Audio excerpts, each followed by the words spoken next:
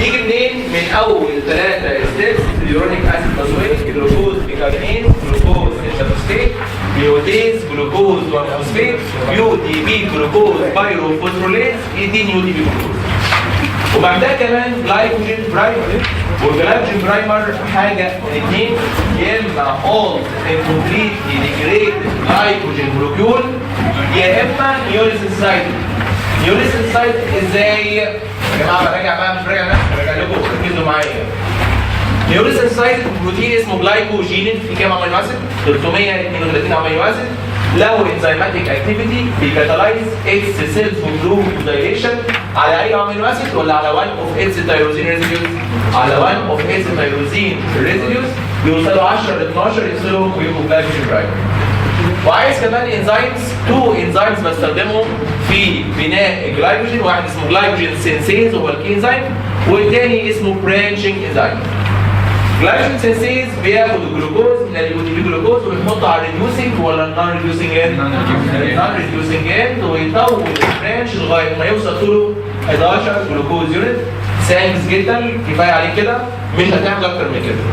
بعد كده بيجي انزيم اسمه برانشنج، بيشيل 6 جلوكوز يونت من برانش ويحطهم على الادجيسنت برانش ويلزقهم بالفا 16 جلوكوزيك لينكج ويعمل برانشات طولها اقل من 11.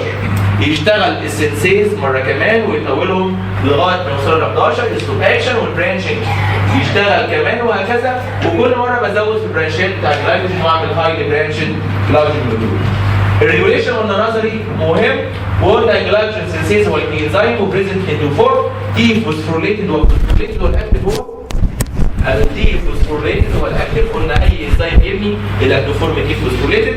واتكلمنا عن هرمونال ريجوليشن، قلنا الانسولين والفيدنج يعملوا دي فوسفوريليشن وبالتالي يعملوا اكتيفيشن، والفاستنج والجلوكاجون والادرينالين دول مع الفوسفوريليشن وبالتالي يخلوا الانزيم بتاعي اناكتف. وقلنا كمان جلوكوكورتيكويد بيزودوا جلوكونيوجينيسيس وبالتالي بيزودوا الجلوكوز وبالتالي بيزودوا الجلايكوجينيسيس وده اندايركت افكت. وقلنا كمان في الستريك ريجوليشن، قلنا الجلايكوجين لو زاد ينهبت الاكتف جلايكوجين سينسيز، وجلوكوز 6 فوسفيت لو زاد ياكتيفيت الاناكتف جلايكوجين سينسيز. وده كان بناء الجلايكوجين. وكمان اتكلمنا عن تكسير الجلايكوجين اللي سميناه ايه؟ جلايكوجينوليسيس. الديفينيشن ايه؟ قلنا بريك داون اوف جلايكوجين انتو جلوكوز فين؟ الليفر، وجلوكوز 6 فوسفيت فين؟ السايت فين؟ قلنا سيتوزول اوف ليفر اند ماسل. وقلنا ايه الانزيمز اللي انفولفد في جلايكوجينوليسيس؟ 2، واحد اسمه جلايكوجين فوسفوريليز والتاني اسمه دي برانشنج. والدي برانشنج 2 انزيمز شغالين مع بعض، واحد اسمه جلوكوزيل ترانسفريز والتاني اسمه جلوكو سايديز. مين الكي انزيم؟ الدي برانشنج ولا الجلايكوجين فوسفوريليز؟ الجلايكوجين فوسفوريليز هو الكي انزيم. بيعمل ايه؟ قال لك اسمه فوسفوريليز يعني بريكس داون باي ادينج فوسفيت. يضيف فوسفيت ويطلع جلوكوز 1 ولا جلوكوز 6؟ جلوكوز 1 فوسفيت، واثر البرانش، اثر البرانش لغايه ما يوصل طوله 4 جلوكوز يونت يتوقف الفوسفوريليز عن العمل. طيب هعمل ايه؟ اجيب الدي برانشنج انزيم اللي ليه 2 اكتيفيتيز. جلوكوز ترانسفريز يشيل 3 جلوكوز يلزقهم في الادجيسنت برانش ويتبقى بس 1 جلوكوز يونت عند البرانشنج بوينت. يجي الجلوكوسايديز يدخل ميه ويطلع هذه ال 1 جلوكوز، وكده شلت كل البرانش. وبقى عندي جلايكوجين برانش طوله اطول من 4، يقدر بقى الفوسفوريليز يكسره كمان ويطلع جلوكوز. بس انا في الديفينيشن قلت بريك داون اوف جلايكوجين انتو جلوكوز او جلوكوز 6. انا طلع عندي جلوكوز 1 فوسفيت، ميوتيز يبقى جلوكوز 6 فوسفيت. جلوكوز 6 فوسفاتيز يديني جلوكوز، وجلوكوز 6 فوسفاتيز از بريزنت ان ليفر وابسنت ان وعشان كده جلايكوجينوليسيس في الليفر اند ان جلوكوز وكان سبلاي بلاد جلوكوز. اما جلايكوجينوليسيس ان ماسل اند ان جلوكوز 6 فوسفيت وكان نوت سبلاي بلاد جلوكوز. ليه اند ان جلوكوز 6 فوسفيت؟ due to absence of glucose 6 فوسفاتيز في الماسل، وعشان الجلايكوجين بتاع الماسل يبقى مهم ان الماسل يسبلاي الماسل with glucose 6 فوسفيت during exercise. واتفقنا ان الجلايكوليسيس ستارتنج فروم جلايكوجين ان ماسل ان بريسنس اوف اوكسجين طلع كام اي تي بي؟ 9 كومبليت اوكسيديشن 39 دايما بزود واحده عشان بدات بالجلوكوز 6 فوسفيت ما بداتش بالجلوكوز. طيب لو سالني وقال لي ينفع الماسل جلايكوجين سبلاي بالجلوكوز او لا؟ يقول لي ولا حتى في رير كيسز، اقول له ممكن في 3 رير كيسز. الاولاني من الاكشن بتاع الجلوكوسايديز نفسه بيطلع في الجلوكوز. الثاني كوري ولا ماليزي؟ كوري سايكلز. دي بتحصل في الستارفيشن ولا في السيفير اكسرسايز؟ الماسل تطلع لاكتين تروح من الماسل على الدم، من الدم على الليفر يحولها لباروفين ثم جلوكوز، وبخسر في الجلوكونيوجينيسيس 6 اي تي بي وبكسب 2 اي تي بي في الانيروبيك جلايكوليسيس، يعني كل كوري هيخسر 4 اي تي بي. الثانيه اسمها جلوكوز الانين سايكل، تحصل وقت الستارفيشن، جلوكوز يدي باروفيت يدي الانين تسيب الماسل وتروح الدم، تسيب الدم وتروح الليفر، في الليفر تبقى باروفيت وجلوكونيوجينيسيس تبقى جلوكوز. جميل جدا جدا جدا. وكمان اتكلمنا عن ريجوليشن اوف جلايكوجينيسيس، قلناها بسرعه، هرجعها المره دي شويه بتأني ونقول ان الكي انزيم بتاع الجلايكوجينيسيس يسمى جلايكوجين فوسفوريليز وبريزنت ان تو فورم، دي فوسفوريليتد اند فوسفوريليتد. مين هنا بقى اكتف؟ ايوه الفوسفوريليتد فورم هي الاكتف. هرسم الرسمه المعتاده. هنا جلايكوجين فوسفوريليز دي فوسفوريليتد فهو اناكتف، وهنا جلايكوجين فوسفوريليز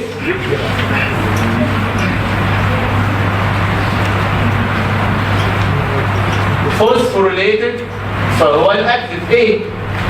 واللي بيحول الديفوسفوريليتد فورم للفوسفوريليتد فورم كاينيز. كنت بسميه بروتين كاينيز، لكن هنا كاينيز مخصص فقط للجلايكوجين فوسفوريليز فبسميه فوسفوريليز كاينيز. فوسفوريليز كاينيز بيدخل اي تي بي وبيطلع اي دي بي. وممكن الفوسفوريليتد فورم ارجعه دي فوسفوريليتد بانزيم اسمه ايه؟ بروتين فوسفاتيز. بيدخل ميه ويطلع بيض. الفوسفوريليز كاينيز هو اخر is present in two form، دي فوسفوريليتد وفوسفوريليتد اهو. ده الانزيم اللي اسمه فوسفوريليز كاينيز. دي فوسفوريليتد فورم اناكتف، وعندي فورم ايه فوسفوريليتد هي الاكتف.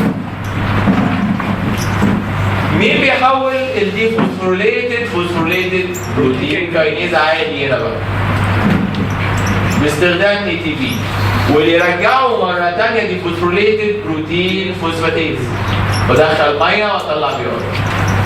والبروتين كاينيز اكتيفيتد عن طريق السايكليك اي ام بي اللي جاي منين؟ من الاي تي بي الانزيم اسمه ادينايليت سايكليز، واللي بيتكسر بمين؟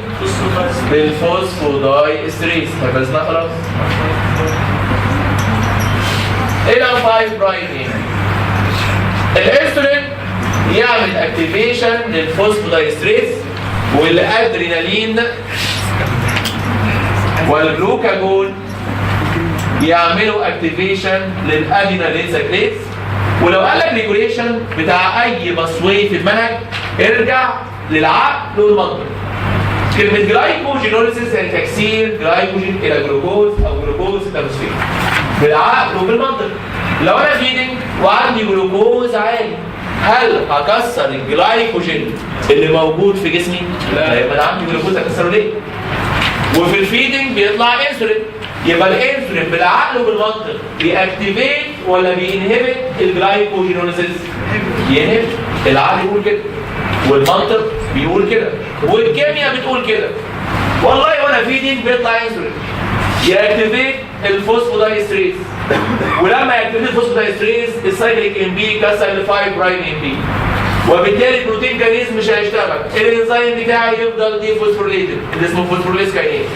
ده كمان الانسولين يأكتيفيت البروتين فوسفاتيز ده ولما يعمل له اكتيفيشن هيحول الانزيم من الفوسفوريليتد فورم الى الدي فوسفوريليتد فورم. في الحالتين الفوسفوريليز كاينيز دي فوسفوريليتد يعني اناكتيف يعني مش هيشتغل، وبالتالي الجلايكوجين فوسفوريليز هيفضل دي فوسفوريليتد يعني اناكتيف يعني مش هيشتغل، يعني جلايكوجينوليسيس انهبيتور. جميل جدا جدا جدا. خلي بالك كمان ان في الوستيريك ريجوليشن لهذا الانزيم. ايه الوستيريك ريجوليشن؟ قال لك الاي ام بي يأكتيفيت الان اكتيف جلايكوجين فوسفوريليز، والاي تي بي والجلوكوز 6 فوسفيت ينهبت الاكتيف جلايكوجين فوسفوريليز. قال لك بص احنا خدنا ان الانسولين بيعمل اندكشن للجلوكوكاينيز، ولما يعمل اندكشن للجلوكوكاينيز هتزيد الكميه بتاعته وهيشتغل اكتر ويحول لجلوكوز 6 فوسفيت، فيزيد الجلوكوز 6 فوسفيت اللي هو انهبيتور للجلايكوجين فوسفوريليز. يبقى كل دي ميكانيزمز الانسولين يعمل بيها انهبيشن للجلايكوجينوليسيس، بيأكتيفيت الفوسفودايستريز وبيأكتيفيت البروتين فوسفاتيز وبيعمل اندكشن للجلوكوكاينيز اللي بيزود الجلوكوز 6 فوسفيت فيعمل انهبيشن للجلايكوجين فوسفوريليز. ده كله وانت فيه. طب وانت فاستنج بالعقل وبالمنطق، انا فاستنج وجلوكوز قليل في الدم وجسمي محتاج جلوكوز، ازود ولا اقلل جلايكوجينوليسيس؟ ازود طبعا عشان اطلع جلوكوز للتيشوز اللي عايزه جلوكوز. والهرمون اللي بيطلع وقت الفاستنج اللي هو الادرينالين والجلوكاجون. يبقى بالعقل وبالمنطق الادرينالين والجلوكاجون يزودوا ولا يقللوا جلايكوجينوليسيس؟ يزودوا. العقل بيقول كده والمنطق بيقول كده والكيمياء بتقول كده. وانا فاستنج بيطلع ادرينالين وجلوكاجون يعملوا اكتيفيشن لادينايليت سايكليز، يزود سايكليك ام بي، بروتين كاينيز اكتف، الفوسفوريليز كاينيز بقى فوسفوريليتد اصبح اكتف فهيشتغل اهو يشتغل ويحول الجلايكوجين فوسفوريليز من الصوره الدي فوسفوريليتد للصوره الفوسفوريليتد اللي هي الاكتف فيشتغل ويعمل جلايكوجينوليسيس. مش بس كده، ده احنا خدنا كمان ان الادرينالين والجلوكاجون يعملوا ريبريشن للجلوكوكاينيز. طالما ريبريشن يعني كميته هتقل وبالتالي كميه البرودكت بتاعته هتقل اللي هي جلوكوز 6 فوسفيت، فيقل الجلوكوز 6 فوسفيت اللي هو انهبيتور للجلايكوجين فوسفوريليز، وبالتالي مفيش انهبيشن عليه فيشتغل ويزود الجلايكوجينوليسيس. ده سميناه هرمونال ريجوليشن بالانسولين وبالجلوكاجون والادرينالين. اوعى تنسى ادرينالين act on liver and muscle، جلوكاجون act in liver only. ليه؟ لأن الجلوكاجون has no receptor on muscle. طيب ماشي الحال. كل هذا الكلام ينطبق على الليفر جلايكوجين فوسفوريليز. في بقى ريجوليشن خاصة بالمسل جلايكوجين فوسفوريليز تجميع في آخر الورقة. والله تتوقعوا ان الاكسرسايز يزود ولا يقلل جلايكوجينوليسيس؟ واحد بيعمل نشاط وبيتنطط وبيجري عايز طاقه فعايز جلوكوز عشان يحرقه، فالمفروض ازود الجلايكوجينوليسيس. جميل جدا. ازاي بيحصل الكلام ده؟ قال لك وانت اكسرسايزنج بيطلع كالسيوم. الكالسيوم بيبايند مع الان اكتف فوسفوريليز كاينيز ويخليه اكتف. اوعى تنسى والنبي الكالسيوم بيأكتيفيت الفوسفوريليز كاينيز وليس الجلايكوجين فوسفوريليز. الكالسيوم بيأكتيفيت الفوسفوريليز كاينيز، ولما الفوسفوريليز كاينيز يبقى اكتف هيخلي الجلايكوجين فوسفوريليز فوسفوريليتد يعني اكتف ويشتغل. مش بس كده، ده قال لك كمان الكالسيوم بيبايد مع بروتين اسمه تروبونين سي.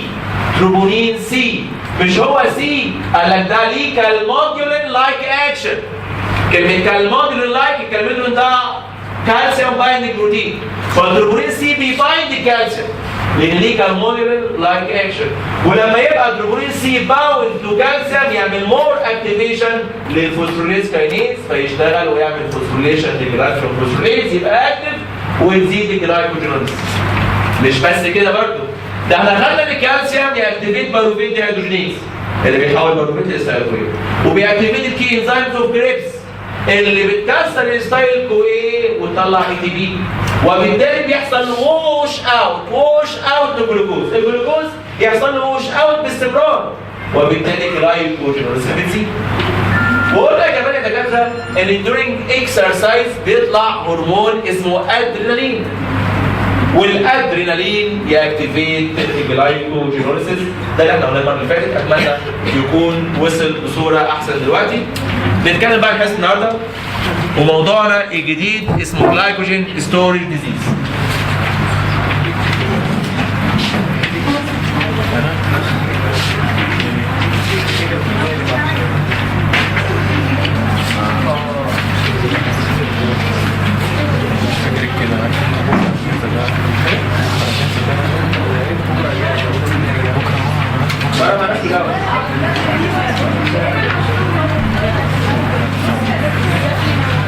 ايه ده؟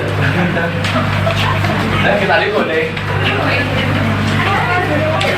لا كده بايظ يعني ولا ايه؟ لا اقول لكم حاجه كويسه. جلايكوجين ستوريج ديزيز في مجموعه من الامراض مرتبطه بالبريك داون اوف جلايكوجين، مرتبطه بالجلايكوجينوليسيس، كلهم سميناهم على بعض جلايكوجين ستوريج ديزيزز واديناهم ارقام 1 2 3 4 5 وهكذا.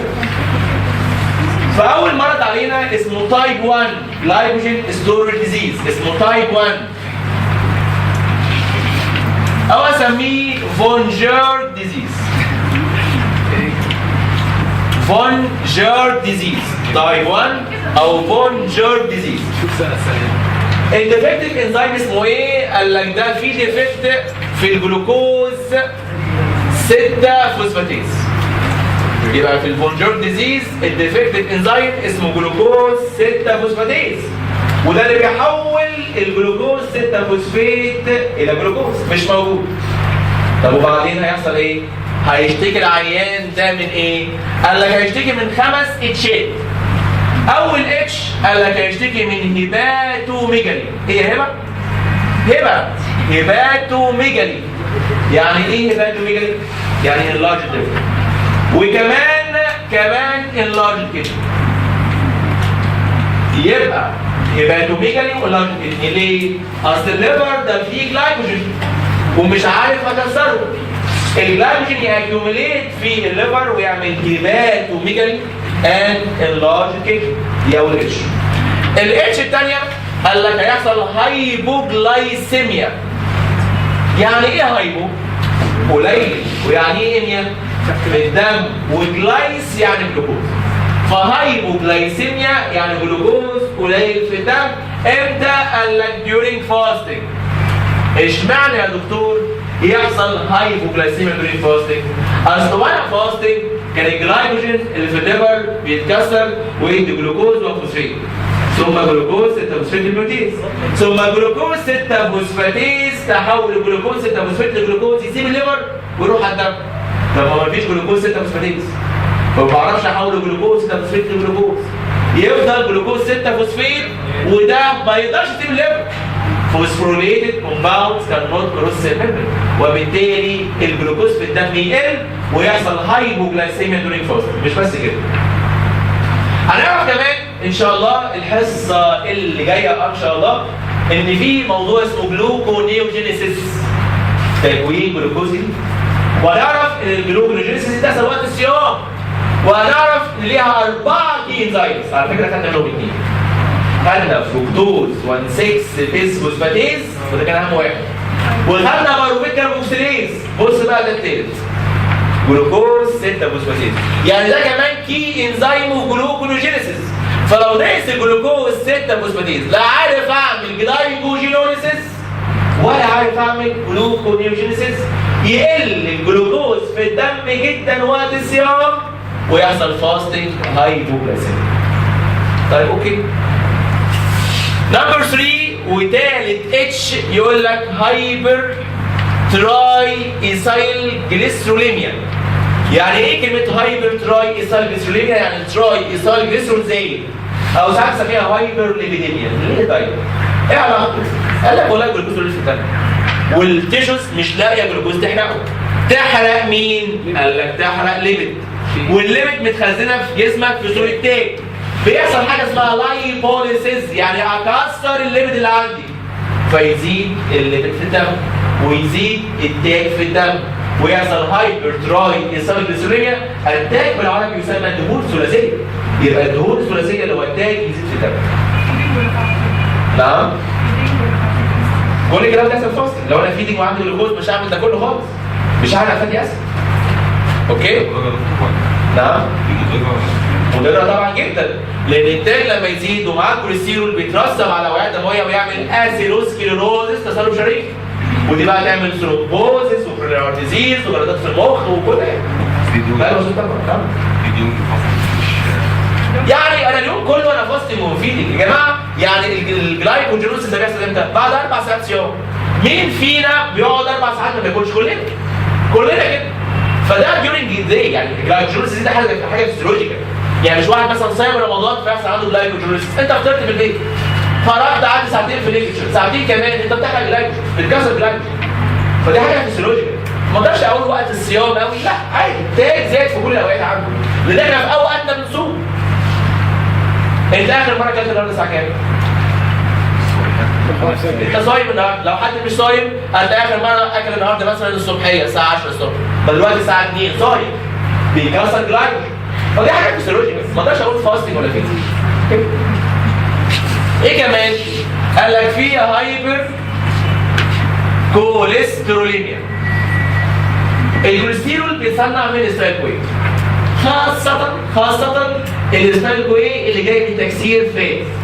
الله، طب ما انا هنا بكسر فات بكمية كبيرة قوي، فبيزيد الستايل كمية كبيرة قوي، فيزيد الكوليسترول. دول بلوى سودا، زيادة تاج مع زيادة الكوليسترول الاثنين مع بعض بلوى سودا. كوليسترول دهون ثلاثية، ليه؟ يترسبوا في الشرايين ويعملوا اثيروسكليروز. نمبر 5 هايبر يوريسيميا، خدناها السنة اللي فاتت. زيادة يوريك اسيد في الدم او بسميه جاوت. تفسيرها هناخدها ان شاء الله في الترم الثاني، لكن دلوقتي اعرف كده ان لما يقل جلوكوز 6 فوسفاتيز بيزيد الجلوكوز 6 فوسفات، يدخل على الاتش ام بي، وفي الاتش ام بي يتحول لرايبوز 5 فوسفات. الرايبوز 5 فوسفات بعمل بيه مركب اسمه تقيل، احفظه بس دلوقتي، اسمه بي ار بي بي، البيلدنج يونت اوف بيورين.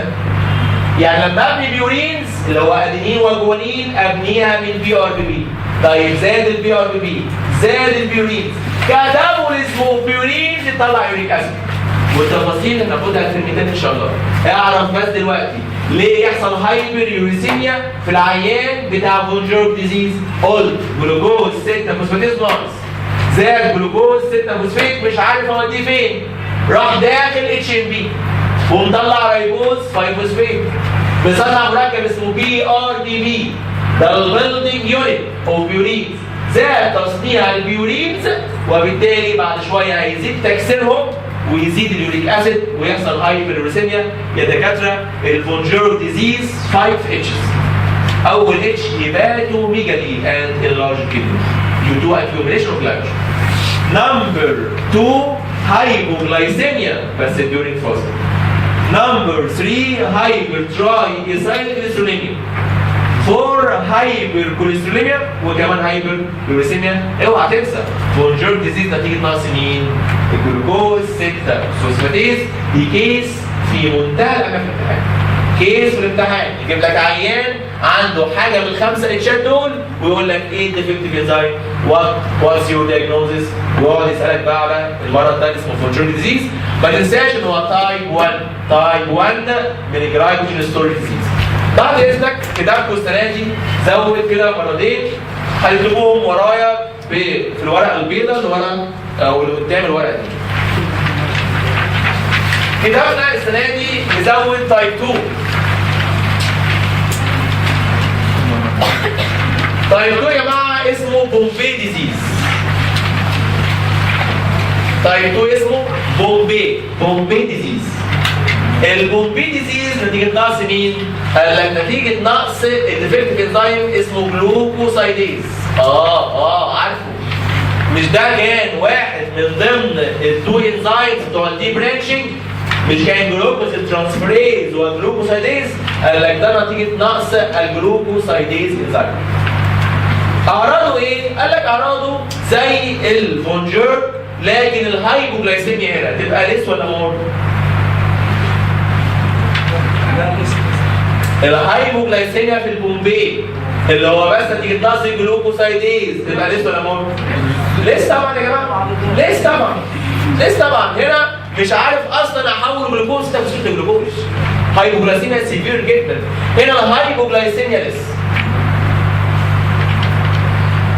يبقى ليس هايبوجلايسيميا في بس قليله شويه.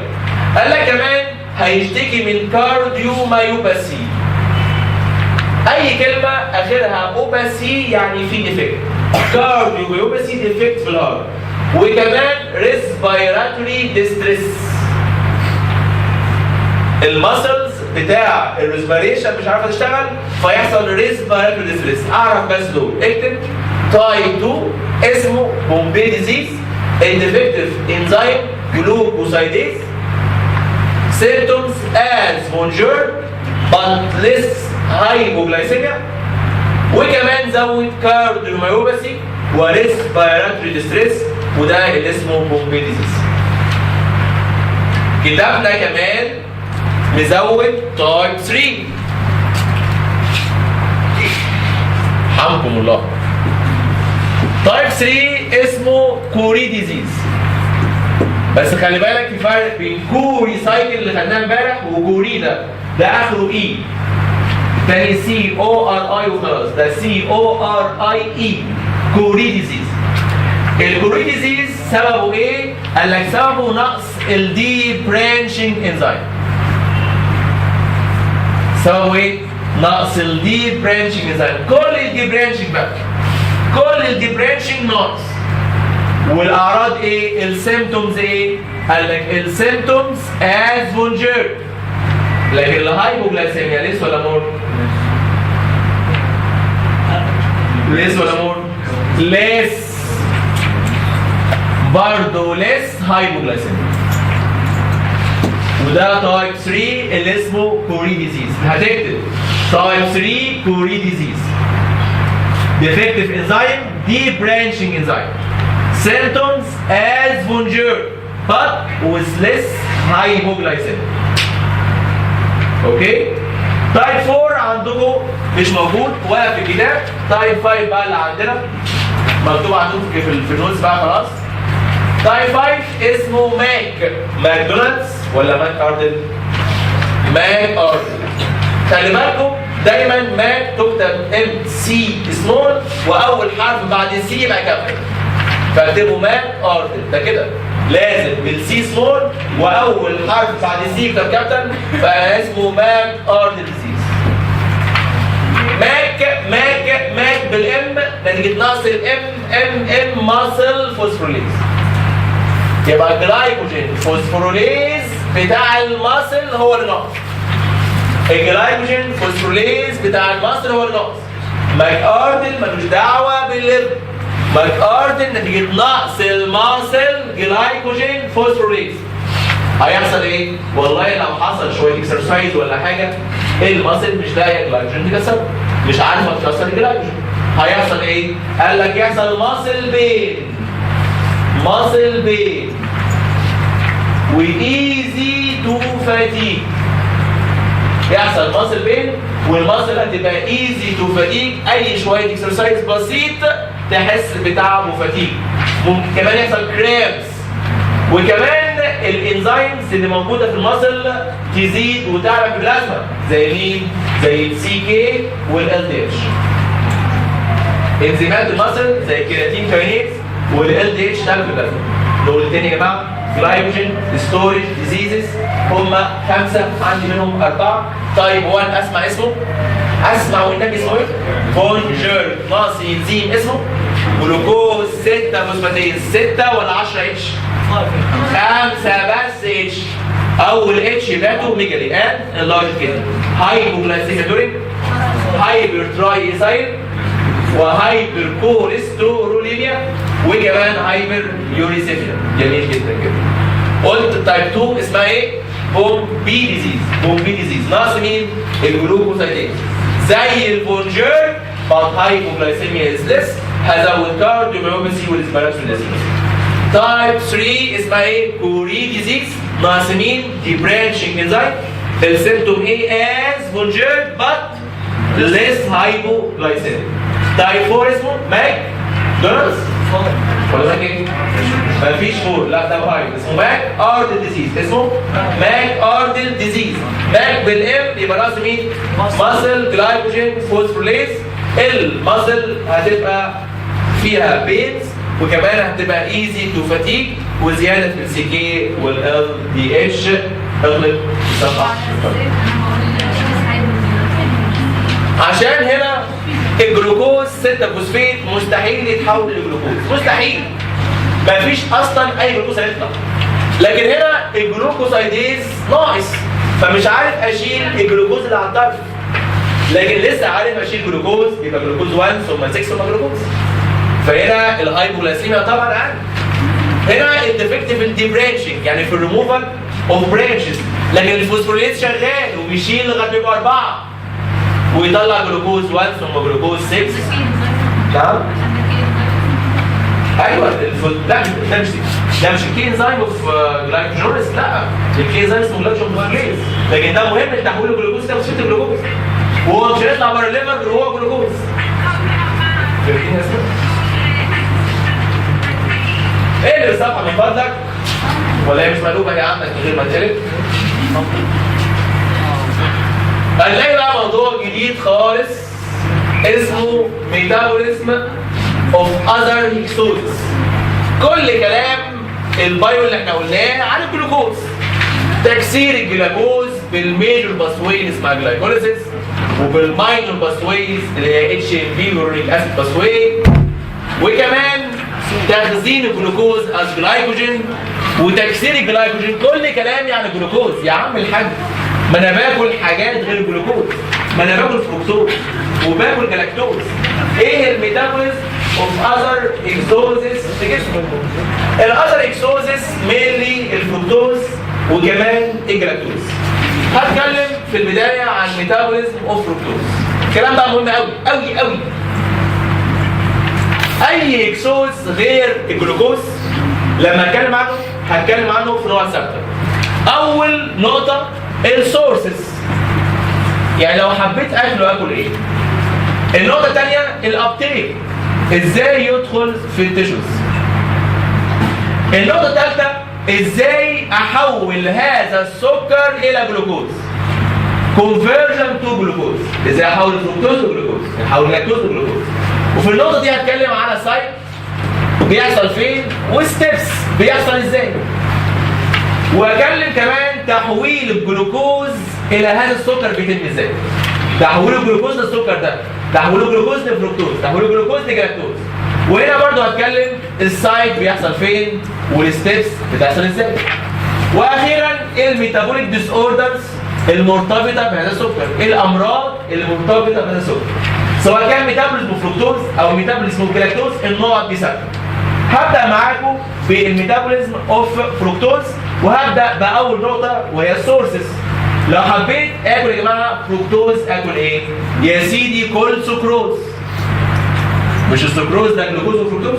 ما هيكسر انت الفركتوز. او كل فروتس. مش موجود في الفروتس؟ مين بيقول هاني؟ ايوه موجود في الهاني. 50% من الهاني فركتوز. يبقى دي السورسز اوف فركتوز. الابتيك بتاعه ازاي؟ قال لك ابتيك اوف فركتوز از انسولين اندبندنت. خلي بالكم كان في بعض التيشوز عشان تستخدم الجلوكوز وتدخله ليها لازم يكون في انسولين. ايه هي التيشوز دي؟ هارت وماسل وبعدين وستيشو. ليه؟ لان الجلوكوز ترانسبورتر فيها حدود كام؟ 4. برافو يا ملكيس. لكن هنا الفركتوز يدخل اي تيشو من غير انسولين. uptake of fructose is insulin independent. خد دي كمان. And fructose does not stimulate insulin secretion. سكريشن. الجلوكوز لو الدم البنكرياس هتطلع انسولين. مهما عالي الفركتوز البنكرياس ما طلعش انسولين. ايوه ما انا لسه جاي في الكلام، اصبري عليا لسه جاي في الكلام. يبقى الدكاتره جملتين مهمين. الابتيك is insulin independent and fructose does not stimulate insulin secretion. نتكلم بقى عن النقطة الثالثة conversion of fructose to glucose. conversion of fructose to glucose. السايت فين؟ قال لك السايت في الليفر، ما انت قلت لنا اول ما الفركتوز والجلاكتوز يبقوا ابزوربت يروحوا على الليفر والليفر يتحولوا جلوكوز عشان ليهم رينال ثريشولد. طيب ده السايت في الليفر يحصل ازاي؟ ركز معايا بكل حواسك. عندي اهو فركتوز. The first step in metabolism of any sugar is وبالتالي لازم الاقي انزيم اسمه كاينيز. كاينيز للفركتوز اسمه فراكتوكاينيز. اسمه ايه؟ فراكتوكاينيز. دكاتره الجلوكوكاينيز والهيكسوكاينيز لما يضيفوا فوسفيت يضيفوها في نمره 1 ولا نمره 6؟ 6. الفراكتوكاينيز والجلاكتوكاينيز لما يضيفوا فوسفيت في نمره 1. جلوكو وهيكسو يضيفوا في نمره 6. فراكتو وجلاكتو في نمره 1. وبالتالي الفركتوكاينيز يحول فركتوز لايه؟ اسمع فركتوز 1 فوسفيت. فركتوز 1 فوسفيت. قال لك الفركتوز ده في كام كربونه؟ 6. ودلوقتي بقى 1 فوسفيت يعني في كام فوسفيت؟ عندي 6 كربونات وواحده فوسفيت. هقسمهم. بس يا ترى هقسمهم اسم الحق؟ لا مش اسم الحق. هقسمهم بس مش اسم الحق. هقسمهم لمركب فيه 3 كربونات وواحده فوسفيت اسميه ذهب. داي هيدروكسي استون فوسفيت. والتاني 3 كربونات من غير فوسفيت اسميه جليسرالدهايد. اسميه ايه؟ جليسرالدهايد. الخطوه دي حصل واحده زيها في الجلايكوليسيس. في انزيم كان اسمه ايه؟ الدوليز. هنا برضه الدوليز بس اسمه الدوليز بي. الدوليز بي. اللي في الجلايكوليسيس كان اسمه الدوليز اي. ده الدوليز بي. ده اسمه ايه؟ الدوليز بي. قسم الفركتوز والفوسفيت بس مش اسم الحق. لذهب وجليسرالدهايد. يس. هي بص تحت البتاع دي. تقدر تعملها؟ يعني جوه خالص. جليسرالدهايد يا جماعه بنستعمل احسن صح؟ جليسرالدهايد عن طريق انزيم اسمه ترايوكاينيز. اسمه يا جماعه؟ ترايوكاينيز. يضيف فوسفيت ويحول الجليسرالدهايد الى جليسرالدهايد 3 فوسفيت. الله الله، ما انا عندي اهو داي هيدروكسي استون فوسفيت وعندي جليسرالدهايد 3 فوسفيت. مش ممكن اجمعهم مع بعض. لو جمعتهم يبقوا ايه؟ هو مين كان بيكسر حاجه ويطلع فركتوز 1,6 بيسفوسفيت؟ كان الدوليز. كان بيكسر مين بقى؟ 1,6 مش الفركتوز 1,6 بيسفوسفيت، كان بيكسر بالدوليز الى ذهب وجليسرالدهايد فوسفيت والتفاعل ده كان بيحصل.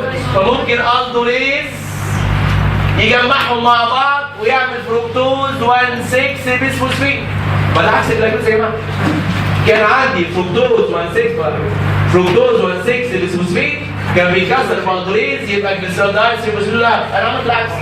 عندي ده وعندي جليسرالدهايد فوسفيت جمعتهم بالدوليز اهو وبقى فركتوز 1,6 بيسفوسفيت. اي الدوليز؟ قال لك الدوليز A اور B. ده ينفع ده ينفع. الدوليز A اور B ينفع ده ينفع. على فكره خلاص اتحلت. انت مش عايز تحول فركتوز لجلوكوز؟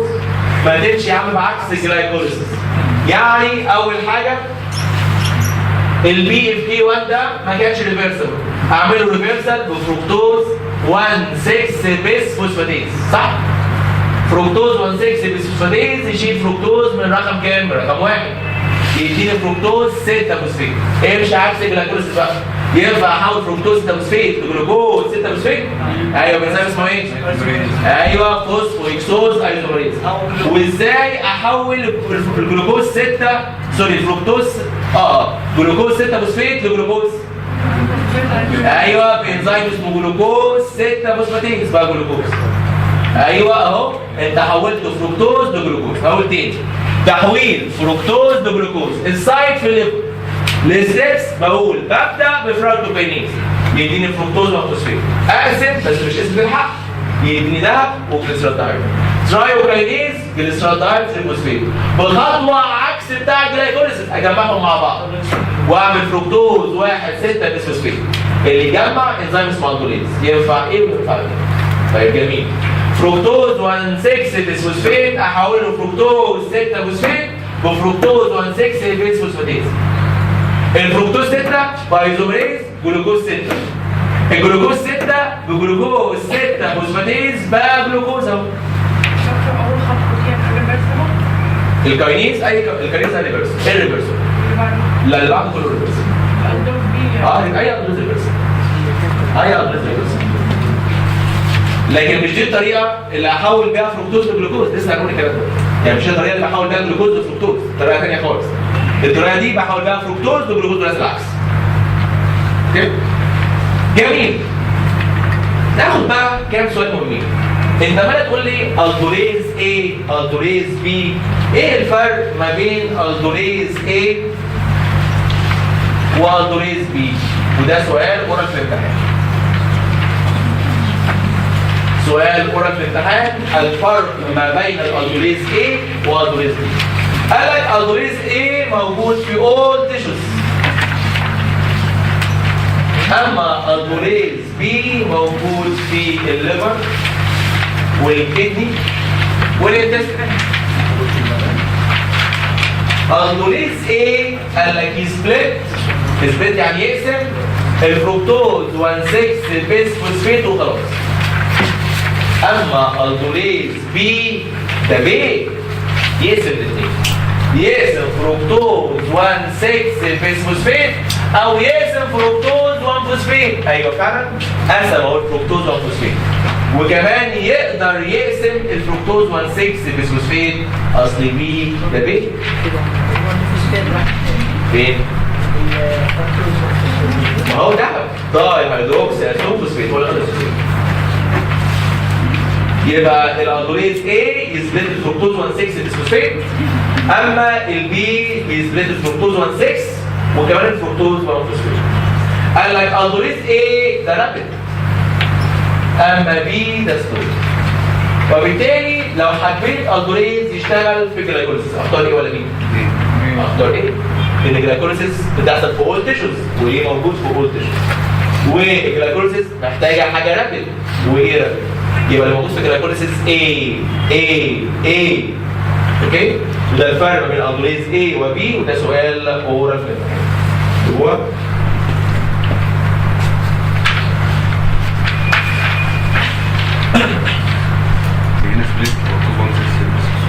ايوه ده سبليت فركتوز 1 6 وفركتوز 1. ليفر وكدني والانتستين. عايزين بقى نقول كده كام كومنت على هذه الباسوي غايه الاهميه. يقول لك لو عيان دايابيتك يستهلك جلوكوز، ياكل جلوكوز، اديله جلوكوز؟ لا، ما اديلوش جلوكوز كتير، لكن اديله فركتوز. ليه الفركتوز is a preferred diet for diabetic؟ ليه الدايابيتك انصحه انه يستهلك فركتوز وليس جلوكوز؟ بس دي مش مهمه قوي. زي ما انا قلنا بيتحول لجلوكوز ويشتغل في الدم بنسبه كبيره، يعني مش حاجه مهمه قوي. لكن في حاجات اهم من كده. بصوا يا جماعه خلي بالكم جدا معايا. دلوقتي لو عندي جلوكوز وادخله جلايكوليسيس، عشان اوصل بالجلوكوز لهذا المركب اللي اسمه جليسرالدهايد فوسفات، بمر على تو كوينزايم. واحد اسمه جلوكوكاينيز والتاني اسمه فوسفوفراكتوكاينيز، والاثنين ريجوليتد باي انسولين. والعيان الدايابيتك ما عندوش انسولين. انا هنا بدات الفركتوز ووصلت لجليسرالدهايد فوسفات اهو، من غير ما اعدي لا على جلوكوكاينيز ولا على بي اف كي 1. انا عملت باي باسنج، يعني ما عدتش على 2 كي انزيمز ريجوليتد باي انسولين. وعيان اللي عنده دايابيتس ده ما عندوش اصلا انسولين، يبقى انا سهلت على الموضوع. او التاني السؤال مكتوب بنجاوب عندكم. بقول ليه الفركتوز is preferred diet for diabetic. الصفحه اللي بعدها. ليه؟ بقول عشان لو جلوكوز عايز احوله لجليسرالدايد تريفوسفيت، مضطر اعدي على جلوكوكاينيز وعلى بي اف 1، والاثنين عشان يشتغلوا محتاجين انسولين. طب هو ما عندوش انسولين. لو اديته بقى فركتوز وصلت اهو للجليسرالدايد تريفوسفيت من غير لا جلوكوكاينيز ولا فراكتو ولا فوسفوفراكتوكاينيز وبالتالي انا وفرت عليه مسافات طويله. وبالتالي الفركتوز is a preferred diet for diabetic، لان الفركتوز بحوله بسهوله لجليسرالدايد تريفوسفيت. ممكن بقى الجليسرالدايد تريفوسفيت يكمل جلايكوليسيس، مش هيبقى قدامه غير انزيم واحد بس اسمه باربيكاليز. طبعا ده اسهل من لما يكون قدامه 3 انزيمز عايزين انسولين. حد مش فاهم يا جماعه؟ نقول تاني. دلوقتي عيان اكل جلوكوز وهو دايابيتك، هل عنده انسولين؟ لا، ما عندوش انسولين. الجلوكوز ده عشان يحصل له جلايكوليسيس لازم يعدي على انزيم اسمه جلوكوكاينيز، ده كي انزيم، وبي اف كي 1 ده كي انزيم، عشان في الاخر يبقى جليسرالدايد تريفوسفيت ويكمل في جلايكوليسيس ويطلع بيروفيت. الجلوكوكاينيز والبي اف كي 1 ريجوليتد باي انسولين، عشان يشتغلوا ويصنعوا محتاجين انسولين، والديابيتك بيشنت ده ما عندوش انسولين. انا وفرت عليه، ما اديتوش جلوكوز، رحت اديته ايه؟ فركتوز.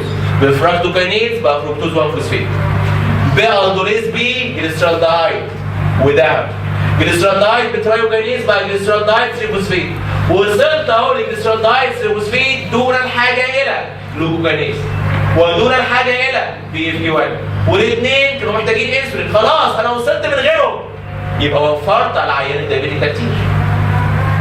وصلت ولا؟ طيب لو وصلت شوفوا اللي بعدها. قال لك consumption of large amount of fructose is hazardous. كلمة hazardous يعني مضر.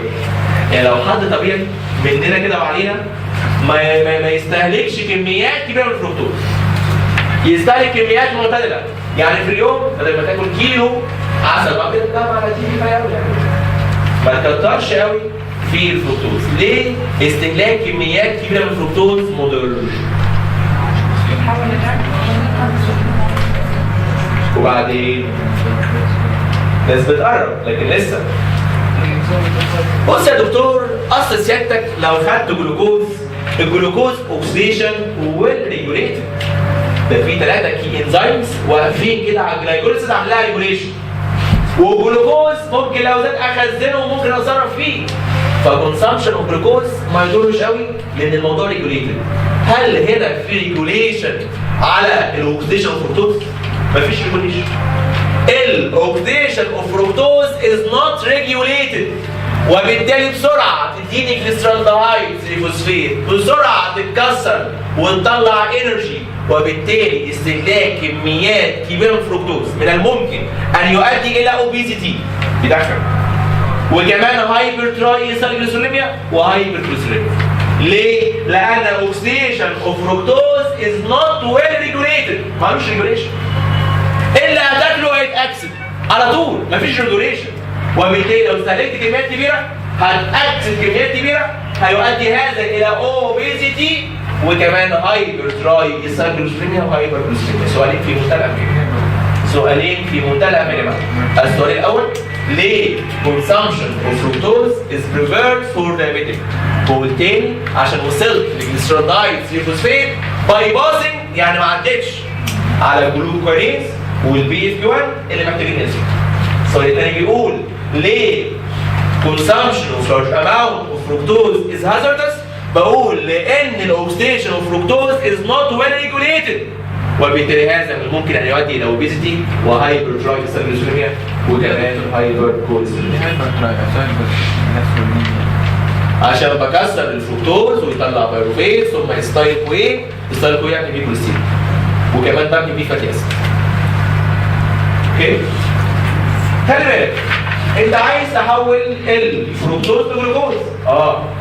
بالبصويه دي بحول الفركتوز لجلوكوز، ودي الموست كومن. لكن قال لك في بصويه ثانيه ممكن احول بيها الفركتوز لجلوكوز عن طريق بقى انزيم اسمه هيكسوكاينيز. عن طريق انزيم اسمه ايه؟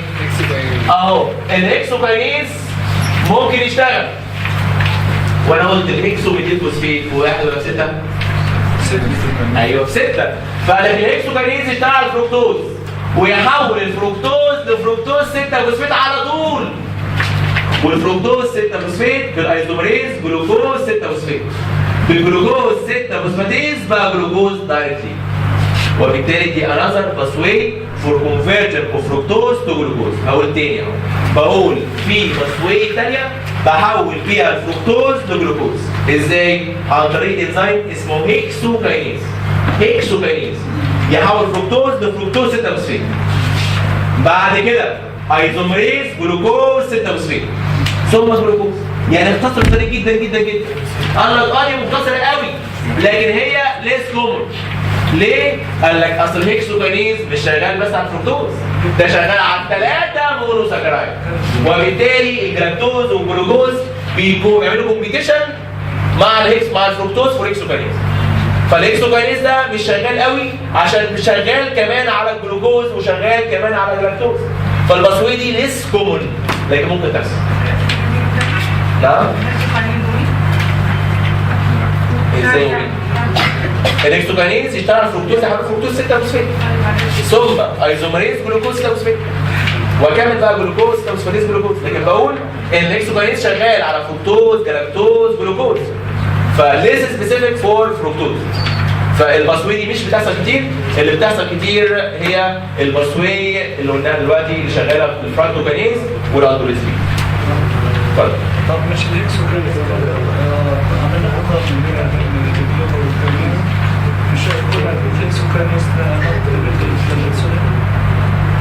طب ما يقتلس بالهيم. طيب ليش مش هيكسوكاينيز لازم يكون سبيشال للفركتوز؟ لا انا قلت الاكسو شغال على 3 بس لسه سبيسيفيك فور جلوكوز. قلت جلوكوز شغال على 3 بس مور سبيسيفيك فور جلوكوز. الاثنين شغالين على 3. ده العنوان الثاني اللي هو او الثالث اللي هو conversion of fructose to glucose.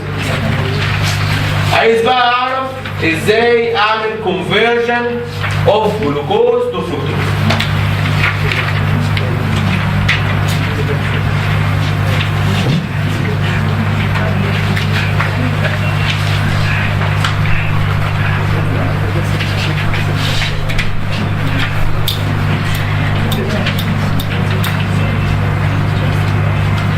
conversion of glucose to fructose. وكان موجودين يا جماعه سايت وستبس. السايت فين؟ احول جلوكوز لفركتوز فين؟ قال لك في السيمينال فيسيكلز. اشمعنى السيمينال فيسيكلز؟ لان الفركتوز is the only nutrient for sperm. فانا لازم احول الجلوكوز لفركتوز عشان السبيرمز تحرق الفركتوز. بحوله ازاي؟ نشوف مع بعض. ببدا اهو بجلوكوز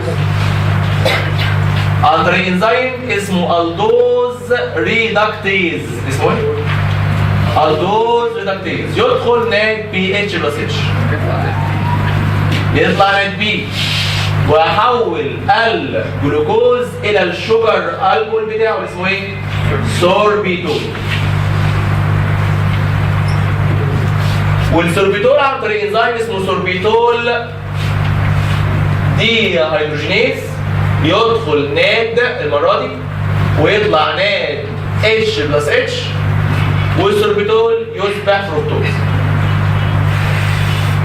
قال لك الالدوز ريدكتيز موجود في السيمينال فيسيكلز وفي الريتنا وفي الكدني وفي البلاسينتا وفي الاي لينز وفي النيرفس تيشو. كل دي اماكن موجود فيها الدوز ريدكتيز. ولكن السوربيتول ديهيدروجينيز موجود فقط وحصريا واكسكلوزيف سيمينال فيسيكلز. وبالتالي لو سالك فين يمكن تحويل الجلوكوز الى فركتوز؟ دول فين؟ لان باقي التيشوز دي عندها الدول ريدكتيز لكن ما عندهاش سوربيتول ديهيدروجينيز. الكلام ده بقى الابلكيشن مهم جدا جدا جدا. دكاتره لو عيان دايابيتيك الجلوكوز في الدم شكله ايه؟ عالي جدا جدا جدا جدا ومش عارف استخدمه. يعني لو عيان دايابيتيك وعنده جلوكوز عالي ينشط الالدوز ريدكتيز ويحول الجلوكوز الى سوربيتول في السيمنال فيزيكل والريتنا وكدني وبلاسينتا وايليتس ونيرفس تيشو. ومفيش بس سوربيتول ديهيدروجينيز غير فين؟ في السيمنال فيزيكل فبيتحول لفركتوز. ولكن بيحصل اكيوميليشن للسوربيتول في الريتنا والكدني والبلاسينتا والايليتس ونيرفس تيشو. قال لك السوربيتول بورلي باسز ثرو سيل ميمبرين، يعني ما يقدرش يتحرك خلال سيل ميمبرين، ما يطلعش بره الخليه، يفضل جوه الخليه ويابزورب ووتر باي اوزموزيس. الخليه تسول تتنفخ ويحصل فيها اوزموتيك دامج. يبقى تاني بقول التيشوز دي عندها الدوز ريدكتيز فتحول جلوكوز لسوربيتول وما تعرفش تحول سوربيتول الى فركتوز، يتراكم السوربيتول وهو بورلي باسس ثرو سيل ميمبرين، يفضل جوه الخليه يابزورب ووتر باي اوزموزيس والخليه تسويل تتنفخ ويحصل لها اوزموتيك دامج. الكلام ده يحصل في الاي لينز يعمل كاتاراكت. كاتاراكت يعني ميه بيضاء على العين. ويعمل 3 اوباسي في الريتنا ريتينوباسي، في الكدني نيفروباسي، وكمان في النيرفس تيشو نيوروباسي ومعاهم بلاسينتا دامج. كاتاراكت و3 اوباسي وبلاسينتا دامج. الكلام ده حصل ليه؟ حصل عشان في الدوز ريدكتيز ومفيش سوربيتول ديهيدروجينيز. عيان السكر لو مش مظبط السكر بتاعه والجلوكوز عالي يحصل له ده كله؟ يحصل له كاتاراكت؟ وعشان كده عيان السكر نظره بيضعف مع السنين نتيجه الكاتاراكت اللي بيحصل. مش بس كده، ده كمان نتيجه الريتينوباسي. الريتنا بتبوظ ما بيشوفش كويس. عيان السكر بيجيله رينال فيلير بعد 20 30 سنه من السكر ولا حاجه، بيحصل نفروباسي. عيان السكر عنده التهاب في الاعصاب الطرفيه ما بيحسش بايديه ولا برجليه. ليه؟ عنده نيوروباسي نتيجه الاكيوميليشن اوف سوربيتول والاوزموتيك دامج اللي بيحصل. طب يا ترى انا عارف ان ده عنده سكر هشوفه كده وافضل اتفرج عليه لغايه ما كل الكوارث دي تحصل ولا لازم احاول امنع هذه الكوارث؟ كطبيب المفروض احاول امنعها ازاي؟ امنعها بدواء اسمه الدوز ريدكتيز انهبيتور. يعني العيان عنده سكر هيديله دواء اسمه الدوز ريدكتيز انهبيتور ينهبت الالدوز ريدكتيز فيمنع تكوين السوربيتول ويمنع كل هذه المشاكل. نعم؟ انسولين؟ كحمايه دي اصل هو ممكن ياخد انسولين ويلعب برضه في اكله وسكر يزيد. هو اي دايبيتيك هو صغير هو كبير اي دايبيتيك هيديله الدواء ده عشان يحميه من المشاكل. ماشي الانسولين هيمنع كل حاجه. افرض النهارده الموضوع لعبه الباب وكل اكله تقيله والجلوكوز عليه. طول ما هو كنترول مفيش مشكله. طول ما هو جلوكوز طبيعي في الدم مش هيحصل حاجه. الكلام ده يحصل لو الجلوكوز اللي في الدم لو هو عن كنترول. لو عندي عيان انا واثق ان هو هيظبط خلاص مش مشكله. عيان شاكك فيه وهيلخبط لا احميه بقى لا يحصل له مشكله من دول. اتفضل. نعم؟ الانسيكنس ده حاجه ثانيه خالص. الانسيكنس ده يعني نتيجه نقص الاي دي اتش فموضوع ثاني خالص ملوش دعوه خالص. الانسيكنس ده عنده بوليوريا وخلاص على كده ملوش دعوه بالجلوكوز خالص. هقول تاني الموضوع اسمه كونفرجن اوف جلوكوز تو فركتوز بيتم بتو انزيمز. واحد اسمه الدوز ريدكتيز يحول جلوكوز لسوربيتول والتاني اسمه سوربيتول ديهيدروجينيز يحول سوربيتول لفركتوز. الدوز ريدكتيز موجود من الفيزيكال والريتنا والكيدني والبلاسينتا وايلينس والنيرفس تيشو. اما السوربيتول ديهيدروجينيز موجود فقط في السيمنال فيزيكال، وبالتالي يتم تحويل جلوكوز لفركتوز فقط سيمينال فيزيكال. لو عيان دايابيتك وانت عنده جلوكوز قوي الدوز تركيز هيشتغل ويبقى سوربيتول، وده بورلي باس ثرو سيل ميمبرين يابزورب ووتر باي اوزموزيس ويعمل اوزموتيك دامج على اللينس، يعمل كاتاراكت ريترا ريتينوباثي كدني نفروباثي نفروسيشن نيوروباثي بلاسينتا دامج. امنع ده ازاي؟ الدوز ريدكتيز انهبيتور. اخر نقطه في الفركتوز ميتابوليك ديس اوردرز، امراض مرتبطه نعم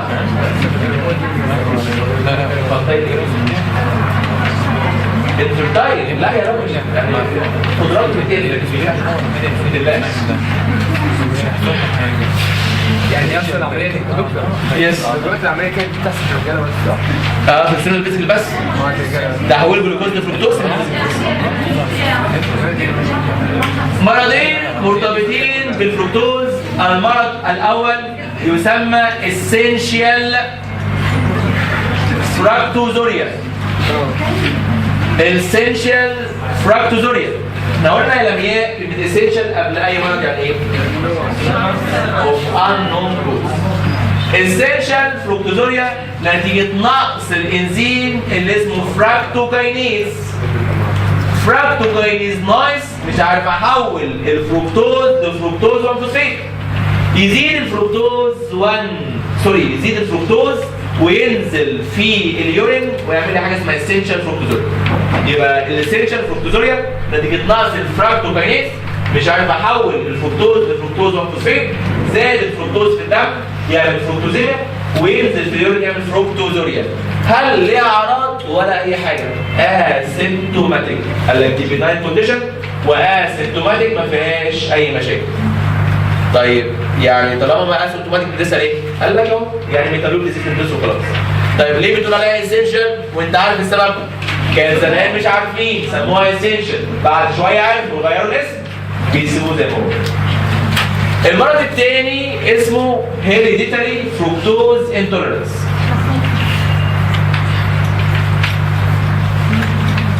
هيريديتاري فروكتوز انتوليرانس. يعني ايه كلمه انتوليرانس؟ كلمه انتوليرانس يعني عارف استخدمه كويس، انتوليرانس مش عارف استخدمه كويس. نتيجة نقص انزيم اسمه الدوليز بي. نقص مين يا جماعة؟ الدوليز بي. الدوليز بي كان بيكسر الفركتوز 1 فوسفيت إلى ذهب والجليسيرول. ناقص أي انزيم ينقص اللي قبله يزيد واللي بعده يقل. مش هيبقى فيه ذهب ولا جليسيرول ويزيد مين؟ فركتوز 1 فوسفيت. ولن أعاني من زيادة الفركتوز ولكن سأعاني من نقص الفوسفيت. تاني هقول لن أعاني من زيادة الفركتوز، سأعاني من نقص الفوسفيت. أنا قلت بكرة شهيرة بتقول phosphorylated compounds cannot process البنزين، صح؟ دلوقتي أكلت كمية كبيرة من الفركتوز، فراكتوكاينيز شغال، حول فركتوز لفركتوز 1 فوسفيت. مفيش الدوليز بي يقسم ده زاد. مفيش الدوليز بي يقسم الفركتوز 1 فوسفيت. يزيد الفركتوز 1 فوسفيت. لن أعاني من زيادة الفركتوز، سأعاني من نقص الفوسفيت. قال لك هيحصل إيه؟ قال لك هيحصل هايبوغلايسيميا. يحصل هايبوغلايسيميا. إزاي يحصل هايبوغلايسيميا؟ قال لك لو أكلت كمية كبيرة من الفركتوز وعندك الدوليز بي ناقص، كل الفركتوز بقى فركتوز 1 فوسفيت ومحبوس جوه الخلية.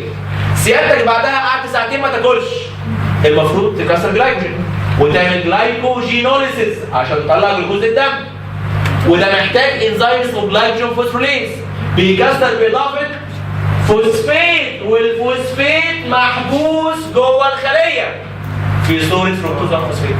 هلاقي فوسفيت؟ مش هلاقي فوسفيت. هيحصل جلايكوجينوليسيس؟ مش هيحصل جلايكوجينوليسيس. يحصل لك هايبوغلايسيميا after consumption of sucrose or fructose. أو تاني دي في منتهى الأهمية. ركزوا معايا. فأقول يا دكاترة مرض اسمه hereditary fructose intolerance نتيجة نقص الدوليز بي. قل الدوليز بي مش هعرف أكسر الفركتوز والفوسفيت لذهب وجليسراتايد يزيد الفركتوز والفوسفات، لانه عاني من زياده الفركتوز، سواء عاني من نقص مين؟ ليه؟ اصل انا اكلت دلوقتي فركتوز بقى كله فركتوز وفوسفات كله. طيب جميل جدا. طيب بعد شويه ما اكلتش صبح، قعدت ساعتين ما اكلش ولا حاجه. خلال الساعتين دول المفروض مصدر الجلوكوز اللي في الدم جلايكوجينوليسيس بانزيم اسمه ايه؟ جلايكوجين فوسفوريليز، محتاج فوسفات. كان بيدخل فوسفات وطلع جلوكوز وفوسفات. كل الفوسفات محبوس جوه الخليه في صوره فركتوز وفوسفات. اسمي ده سيكوستريشن اوف فوسفات. يعني ايه كلمه سيكوستريشن؟ عزل. الفوسفات كله معزول جوه الخليه. بسميها حتى فوسفات تراب. يعني تراب؟ مصيده الفوسفات. الفوسفات كله محبوس جوه الخليه. ويجي الجلايكوجين فوسفوريليز عشان يشتغل ويكسر الجلايكوجين مش لاقي فوسفات. مفيش جلايكوجينوليسيس، وبالتالي يحصل هايبوجلايسيميا بس بشرط after consumption of fructose or sucrose. نعم؟ لا، ما الفوسفات ده باكله وبصنعه. دلوقتي اللي اكلته اللي صنعته كله في صوره فركتوز وفوسفات. لا، ما بخش اكسر الاي تي بي عشان اخد فوسفات. لا، الفوسفات مصدره كله محفوظ جوه الخليه. والجلايكوجين فوسفوريليز بيدخل بي اي، بيدخل اي تي بي. نعم؟ لا، A is red fructose 1,6 بالفوسفات. B هو الوحيد اللي red fructose 1,6. ماشي الحال؟ ده الفركتوز ميتابوليزم ننتقل الى جلاكتوز ميتابوليزم. والله يا دكتور خلاص. والله يا دكتور خلاص. كل سنه وانت طيب.